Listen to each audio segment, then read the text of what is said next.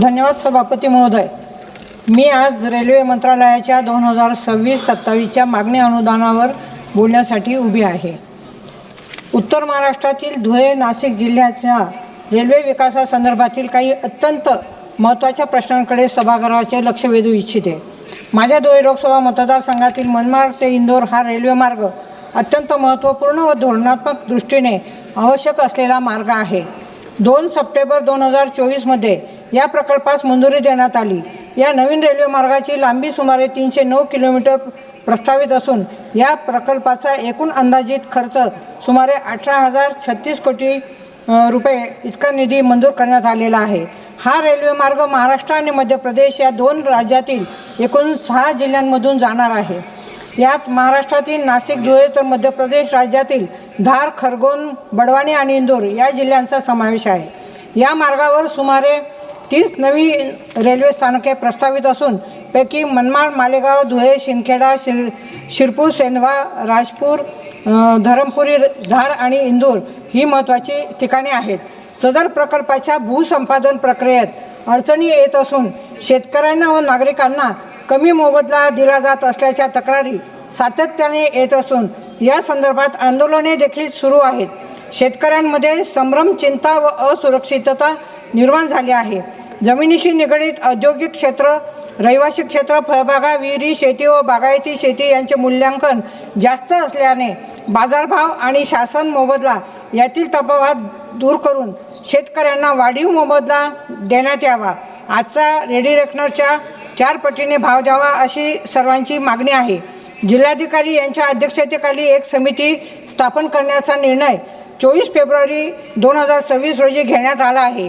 या समितीची बैठक लवकरात लवकर घेऊन सर्व शेतकऱ्यांना विश्वासात घेऊन संभ्रम दूर करावा। तसेच प्रकल्पग्रस्त कुटुंबातील एका व्यक्तीस सरकारी नोकऱ्यांमध्ये प्राधान्य द्यावे। अध्यक्ष महोदय, रेल्वे प्रकल्पासाठी आवश्यक निधी वेळेत उपलब्ध करून द्यावा व तो निर्धारित मुदतीत पूर्ण व्हावा ही मी विनंती करते। इतर ज्या मागण्या आहेत त्याच्यामध्ये सध्या धुळे येथून मुंबईकडे जाणारी रेल्वे सेवा मुख्यतः सकाळच्या वेळेत उपलब्ध आहे। त्यामुळे रात्री प्रवास करणाऱ्या नागरिकांना खाजगी ट्रॅव्हल्स किंवा महागड्या गाड्यांवर अवलंबून राहावे लागते। त्यामुळे मी रेल्वे मंत्री महोदयांना विनंती करते की धुळे मुंबई दरम्यान रात्रीची नियमित रेल्वे सेवा तात्काळ सुरू करण्यात यावी। तसेच धुळे पुणे ही रेल्वे कोविड काळामध्ये बंद करण्यात आली होती, ती पुन्हा सुरू करण्यात यावी। कारण तिच्यावरती हजारो विद्यार्थी नोकरदार छोटे मोठे व्यापारी व उद्योगधंदे करणाऱ्या नागरिकांना मोठ्या अडचणींना सामोरे जावे लागत आहे। त्याच्यामुळे मी विनंती करते की ही सेवा तात्काळ सुरू करण्यात यावी। एकच मिनिट अध्यक्ष महोदय, धुळे मुंबई वंदे भारत एक्सप्रेस सुरू करण्यात यावी। त्याचप्रमाणे धुळे पुणे ही देखील वंदे भारत एक्सप्रेस सुरू करण्यात यावी।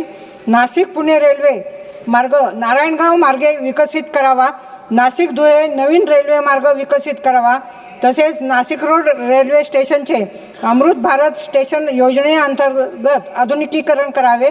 तसेच उत्तर महाराष्ट्रात कृषी मालवाहतूक टर्मिनल लासलगाव व नरडाणा येथे उभारावे आणि नागपूर अहमदाबाद प्रेरणा express Surat Bhagalpur express Puri Ahmedabad express या लांब पल्ल्यांच्या रेल्वे गाड्यांना शिंदखेडा स्टेशनवरती थांबा देण्यात यावा।